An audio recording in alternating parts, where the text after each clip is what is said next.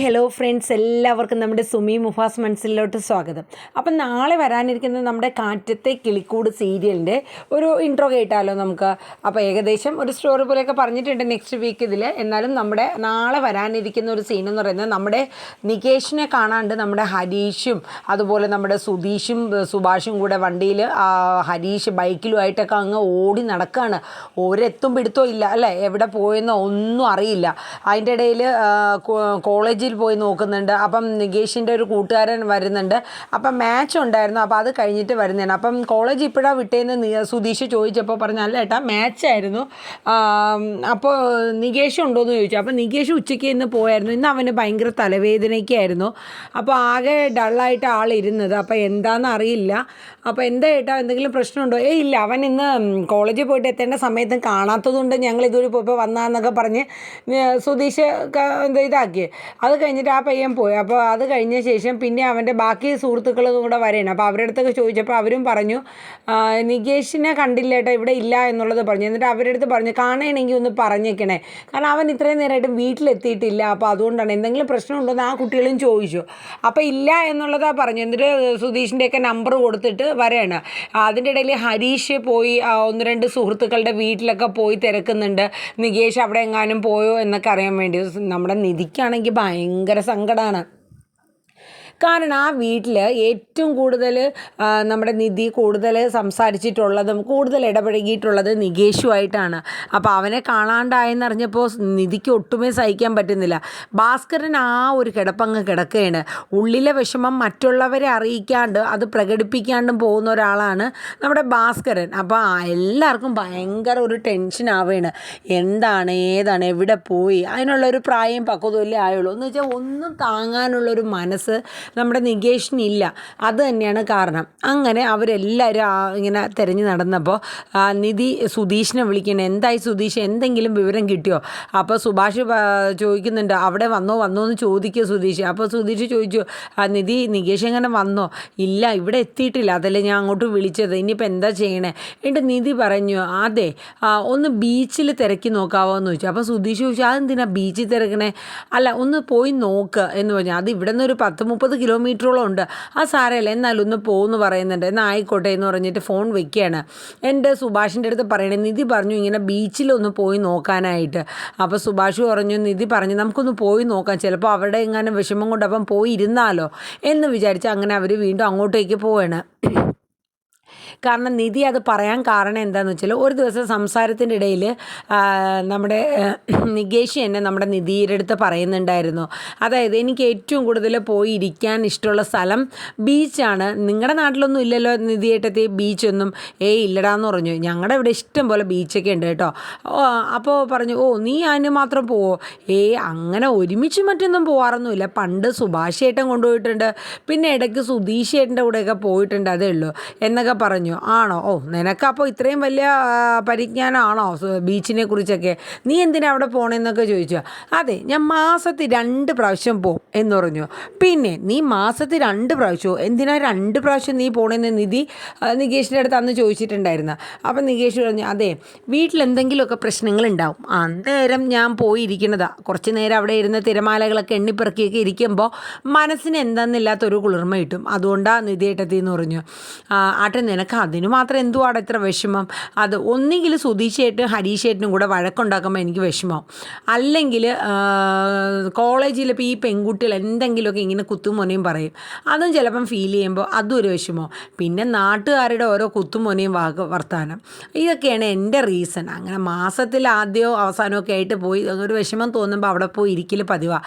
ആ ഒരു കാര്യം ഓർത്തത് കൊണ്ടാണ് നിധി സുധീഷിനോട് അവിടെ പോയി നോക്കാൻ പറഞ്ഞത്. കാരണം നിധീഷിന് ഏറ്റവും കൂടുതൽ ഇരിക്കാൻ ഇഷ്ടമുള്ള സ്ഥലം ബീച്ചാണെന്ന് ഒരിക്കൽ നിധിയോട് പറഞ്ഞിട്ടുണ്ട്, അതുകൊണ്ടാണ് അന്നേരം അങ്ങനെ പറഞ്ഞത്. അങ്ങനെ നമ്മുടെ സുധീഷും സുഭാഷും കൂടെ ബീച്ചിലെത്തുകയാണ്. അങ്ങനെ അവിടെ എത്തിക്കഴിഞ്ഞപ്പോൾ സുധീഷ് അവിടെയൊക്കെ നികേഷ് എന്നൊക്കെ വിളിച്ചിറങ്ങി നടന്നിട്ടൊന്നും അവിടെ കണ്ടില്ല കേട്ടോ. കുറേ കഴിഞ്ഞ് തിരിഞ്ഞു നോക്കിയപ്പം കാണാം ഒരു സ്ഥലത്തൊരു മൂലയ്ക്ക് അങ്ങനെ ഇരിക്കുക കേട്ടോ. ഇത് കണ്ടപ്പോൾ നമ്മുടെ സുധീഷ് ഉടൻ തന്നെ ഏട്ടാ ദേ ഇരിക്കുന്നു നമ്മുടെ നികേഷ് എന്ന് പറഞ്ഞ് സുഭാഷിൻ്റെ അടുത്ത് പറഞ്ഞിട്ട് ഓടിച്ചെല്ലാണ് കേട്ടോ. മനസ്സിനങ്ങോട്ട് സന്തോഷമാണോ സങ്കടമാണോ കണ്ടു കിട്ടിയല്ലോ, ആ ഒരു വല്ലാത്തൊരു ഫീലിങ്സ് ആയിരുന്നു. അവിടെ ചെന്നിട്ട് തന്നെ സുധീഷ് വിഷയം അങ്ങ് മറിച്ച് കളഞ്ഞു കേട്ടോ. എന്നിട്ട് വെച്ചാൽ ഇതെന്താടാ നീ ഇവിടെ സത്യം പറഞ്ഞോ നിൻ്റെ ഗേൾ ഫ്രണ്ടുമായിട്ട് ഇവിടെ വന്നില്ലേടാന്ന് ചോദിക്കും. ഒന്ന് പോ സുധീഷ് ചേട്ടാ, ഞാൻ അങ്ങനെയൊന്നും വന്നില്ല, കുറച്ച് നേരം ഇവിടെ ഒരു സമാധാനത്തിന് വേണ്ടി വന്നിരുന്ന. എനിക്ക് മനസ്സിലായി, സത്യം പറഞ്ഞു എന്നെ കണ്ടപ്പോൾ നിൻ്റെ ഗേൾ ഫ്രണ്ട് ഓടി മറിഞ്ഞല്ലേടാന്ന് ചോദിച്ചു. ഒന്ന് പോ സുധീഷ് ചേട്ടാന്ന് പറഞ്ഞു. ഉണ്ട് പിന്നെ സുധീഷ് ഇച്ചിരി സീരിയസ് ആയിട്ട് പറഞ്ഞു, നീ എന്ത് പണിയാണ് കാണിച്ചത് നികേഷ്, നിന്നെ കാണാഞ്ഞിട്ട് ഞങ്ങൾ എത്ര മാത്രം വിഷമിച്ചു എന്നറിയോ. ഇതേ സമയം നമ്മുടെ സുഭാഷ് ആണെങ്കിലോ ആ കടൽ തീരത്ത് അവിടെ നിന്ന് കാറിൽ നിന്ന് ഇറങ്ങിയിട്ട് അവിടെ തറയിൽ ഇരുന്ന് ആ മണലിൽ ഇരുന്നിട്ട് പൊട്ടി വിങ്ങി കരയാണ്. കാര്യം എന്ന് വെച്ചാൽ കണ്ട് കിട്ടിയതിൻ്റെ ഒരു സന്തോഷമാണോ എന്നറിയില്ല, അവൻ എന്തെങ്കിലും പറ്റി കാണുമോ എന്നൊക്കെ ഉള്ളൊരു ഉൾഭയം സുഭാഷിനുണ്ടായിപ്പോയി. അപ്പോൾ സുധീഷ് കുറച്ച് വഴക്ക് പറഞ്ഞിട്ടോ, നീ വല്ലാത്ത പണിയാട്ടോ കാണിച്ചത്, ഹരീഷ് അവിടെ കിടന്ന് തപ്പണു, നിധി അതുപോലെ എല്ലാവർക്കും വിഷമമായില്ലേ, നീ എന്തിനാ ഇങ്ങനെ ചെയ്തത്. ഇതേ സുഭാഷ് ചേട്ടനെ നോക്കി അവിടെ ഇരുന്ന് പൊട്ടിക്കരയാണ് ആ മനുഷ്യൻ, നിന്നെ കാണാഞ്ഞിട്ട് എന്തുമാത്രം വിഷമിച്ചു എന്നറിയാവോ. ഇത് കേട്ടപ്പം നികേഷ് പറഞ്ഞു, സോറി സുധീഷ് ചേട്ടാ, ഞാൻ കുറച്ച് നേരം ഇവിടെ വന്ന് ഇരിക്കാമെന്ന് കരുതിയുള്ളൂ എന്നൊക്കെ പറഞ്ഞ് ആക്കിയാണ്. എന്നിട്ട് നികേഷ് ഓടി ചെല്ലാണ് കേട്ടോ സുഭാഷിൻ്റെ അടുത്ത്. എന്നിട്ട് സുഭാഷിൻ്റെ അടുത്ത് ചെന്നിട്ട് പറഞ്ഞു, സോറി സുഭാഷ് ചേട്ടാ, ഞാൻ നിന്നെ ഇങ്ങനെ ഒറ്റയ്ക്ക് പറയാണ്ട് പോവത്തില്ല എന്ന് പറഞ്ഞു. എടാ നിന്നെ ഇന്ന് കാണാതെ ഇരുന്നു എന്ന് വയ്ക്കുക, ഞാൻ പിന്നെ ജീവനോടെ ഉണ്ടാകുമോ, നീ ഇല്ലാത്തൊരു വീട്ടിൽ ഞാൻ ഉണ്ടാകുമോ, നിന്നെ ഇല്ലാണ്ട് എനിക്ക് പറ്റുമോടാ മോനെ എന്നൊക്കെ പറഞ്ഞിട്ട് സുഭാഷും നികേഷും കൂടെ കെട്ടിപ്പിടിക്കാനായിട്ടോ. അതേസമയം നമ്മുടെ സുധീഷും കെട്ടിപ്പിടിച്ചങ്ങ് കരയാണ് മൂന്നുപേരും കൂടെ. അത് കഴിഞ്ഞിട്ട് സുഭാഷ് പറഞ്ഞു, അതെ സുധീഷെ, നീ ഹരീഷിനെയും നിധീനെയൊക്കെ ഒന്ന് വിളിച്ച് പറയും നികേഷിനെ കിട്ടിയെന്നുള്ള കാര്യം. അങ്ങനെ നമ്മുടെ സുധീഷ് നിധിയെ വിളിച്ച് പറയുന്നുണ്ട്, അതുപോലെ ഹരീഷിനെ വിളിച്ച് പറയുന്നുണ്ട്. അപ്പോൾ നിധിക്ക് ഭയങ്കര സന്തോഷമായി കേട്ടോ. അപ്പോൾ ഹരീഷ് വീട്ടിലെത്തി. അങ്ങനെ ഭാസ്കറിനും അറിഞ്ഞു നികേഷിനെ കിട്ടി എന്നുള്ള കാര്യമൊക്കെ. അപ്പോൾ തന്നെ ഭാസ്കർ ഒരു പാട്ടൊക്കെ വെച്ചിരുന്നു. സത്യം പറഞ്ഞാൽ ഭാസ്കറിൻ്റെ ഉള്ളിലുണ്ടായ ആ തീ അങ്ങ് കെട്ടു. ഒരു വല്ലാത്ത വെപ്രാളവും ഒരു പരിഭ്രാന്തിയൊക്കെ ആയിപ്പോയി ഭാസ്കറിനും. പക്ഷേ മറ്റുള്ളവരുടെ മുമ്പിൽ അത് പ്രകടിപ്പിക്കില്ല എന്ന് മാത്രം, അത്രയേ ഉള്ളൂ. അങ്ങനെ ഹരീഷ് എത്തുകയാണ്. അങ്ങനെ നിധി പറഞ്ഞു, അങ്ങനെ കിട്ടി നികേഷ്, അവരിപ്പോൾ തന്നെ എത്തും എന്നിങ്ങനെ പറഞ്ഞു. അപ്പോൾ ഇയാൾ എന്താണ് പാട്ടൊക്കെ വെച്ചിരിക്കണമെന്ന് ഹരീഷ് നിധിയുടെ അടുത്ത് ചോദിക്കണം. എന്തായിട്ട് ഇയാൾ ഇങ്ങനെ പാട്ടൊക്കെ വെച്ചിരിക്കണം, ഇയാൾക്ക് എന്തെങ്കിലും കൂസലുണ്ടോ, എനിക്ക് ദേഷ്യം വരാണ്, നീ ഒന്നും മിണ്ടാതിരിക്കുക ഹരീഷേ, അച്ഛൻ എന്തെങ്കിലും കാണിക്കട്ടെ, എന്തായാലും നികേഷ് വന്നുവല്ലോ എന്നൊക്കെ പറഞ്ഞ് സമാധാനപ്പെട്ടിരിക്കുകയാണ്. എന്നിട്ട് ഹരീഷാണെങ്കിൽ അങ്ങോട്ടും ഇങ്ങോട്ടും നടക്കണം. അപ്പം നിധി പറയുന്നുണ്ട്, നീ ഒന്ന് സമാധാനപ്പെട്ട് ഇവിടെ ഇരിക്കുക ഹരീഷേ, നീ എന്തിനാ ഇനി ടെൻഷൻ അടിക്കണേ, നികേഷിനെ കിട്ടിയല്ലോ. അത് പറഞ്ഞു തീരുന്നപ്പോൾ തന്നെ നമ്മുടെ നികേഷിനെയും കൊണ്ട് സുഭാഷും സുധീഷും കൂടെ എത്തുകയാണ്. അങ്ങനെ ഹരീഷ് ഓടി ചെല്ലുകയാണ്. ചെന്ന പാടെ എന്നെ കയ്യിലിട്ടൊക്കെ 2-3 അടിയൊക്കെ കൊടുക്കണം, നീ എന്ത് പണിയടെ കാണിച്ചേ, ഞങ്ങൾ എത്രമാത്രം വേദനിച്ചു ടെൻഷൻ അടിച്ചു എന്നുള്ളത് വല്ലതും നിനക്കറിയാവോ. അപ്പോൾ സോറി ഹരീഷ് ചേട്ടാന്ന് പറഞ്ഞിട്ട് പിന്നെ ഹരീഷ് അങ്ങ് നെഞ്ചോട് ചേർത്ത് പിടിച്ച് അങ്ങോട്ട് കരയാണ്. അപ്പോൾ എല്ലാവരും കൂടെ സമാധാനിപ്പിക്കുന്നു. അപ്പോഴേക്കും നിധിയും, നീ ആൾ കൊള്ളാട്ടോ, ഞങ്ങളെയൊക്കെ വെറുതെ എന്തിനാ ടെൻഷൻ അടിപ്പിച്ചതെന്നൊക്കെ പറഞ്ഞിട്ട് നമ്മുടെ നിതീഷിനെയും കൂട്ടി അങ്ങോട്ട് കയറി പോകുന്ന സീനൊക്കെയാണ്. അപ്പം നാളത്തെ കാറ്റത്തെ കിളിക്കൂടിൽ ഏകദേശം ഇത്രയൊക്കെ ഉള്ളൂ. അപ്പം ഞാൻ ഇന്നലെ ഇട്ട ഒരു ഇതിൽ ഞാൻ ഏകദേശം ഇതിൻ്റെ ഒരു ഇൻട്രോ ഒക്കെ തന്നെയാണ് പറഞ്ഞത്. അപ്പോൾ എങ്കിലും നമുക്ക് 9-ാം തീയതി വരുന്ന എപ്പിസോഡ് എന്താണെന്ന് എൻ്റെ മുത്തുമണീസൊക്കെ അറിയണ്ടേ. അപ്പം നമ്മുടെ വീഡിയോസൊക്കെ കേട്ട് ഇഷ്ടപ്പെടുകയാണെങ്കിൽ എന്തായാലും ഒരു ലൈക്ക് ആദ്യമേ തന്നെ അടിക്കാൻ മറന്നുകൊണ്ട് കേട്ടോ, ഞാൻ ആ കാര്യം ആദ്യം പറയാൻ മറന്നുപോയി, സോറി കേട്ടോ. പിന്നെ പുതുതായിട്ട് വരുന്നവരൊക്കെ നമ്മുടെ ചാനലൊന്ന് സബ്സ്ക്രൈബ് ചെയ്യുക. ഇപ്പോൾ എനിക്ക് വളരെ കുറച്ച് വ്യൂസൊക്കെ എൻ്റെ ഈ കാറ്റത്തെ കിളിക്കൂട് കേൾക്കുന്നുള്ളൂ, അതിലൊന്നും കുഴപ്പമില്ല. കാണുന്ന ഒരാളാണെങ്കിൽ ശരി നമ്മുടെ വീഡിയോസ് കംപ്ലീറ്റ് ആയിട്ടൊന്ന് കണ്ട് ഒരു സന്തോഷം അതാണ് കേട്ടോ. എല്ലാവരും കംപ്ലീറ്റ് ആയിട്ടൊന്ന് കേൾക്കുക. എന്നിട്ട് നമ്മുടെ ആ ഒരു പറയുന്നതിനെക്കുറിച്ച് നിങ്ങളുടെ അഭിപ്രായങ്ങൾ എന്തെങ്കിലുമൊക്കെ ഉണ്ടെങ്കിൽ ഒന്ന് കമൻറ്റ് ബോക്സിലൂടെ രേഖപ്പെടുത്താനും കൂടെ മറക്കരുത് കേട്ടോ. അപ്പോൾ എല്ലാവരും ഇപ്പോൾ ഏറ്റവും കൂടുതൽ ഏഷ്യാനെറ്റിൽ ടോപ്പ് ലെവലിൽ നിൽക്കുന്ന ഒരു സീരിയലാണ് നമ്മുടെ കാറ്റത്തെ കിളിക്കൂട്.